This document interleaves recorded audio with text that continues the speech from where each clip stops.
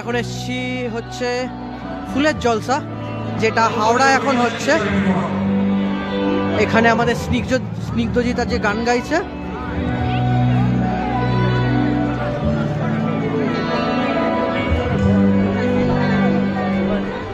এখানে এগুলো হচ্ছে বনসাই, মানে প্রত্যেক বছরই হয় হাওড়ায়।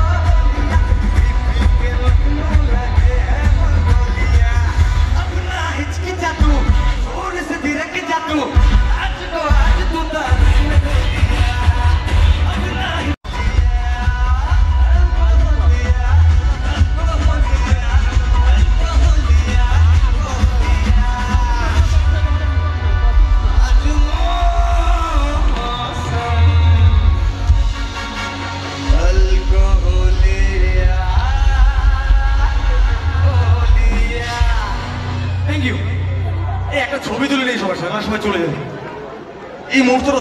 তোমার পাশের মানুষটা যে তোমার সুখেও থাকে দুঃখেও থাকে, যে তোমার ভালোতে থাকে খারাপেও থাকে, যে তোমার বিপদে সবচেয়ে আগে তোমার কাছে দৌড়ে আসে, যার সাথে তুমি তোমার মনের সমস্ত কথা শেয়ার করতে পারো, সেই মানুষটা হিন্দু কি মুসলিম ম্যাটার করে না, সেই মানুষটা ম্যাটার করে। চলো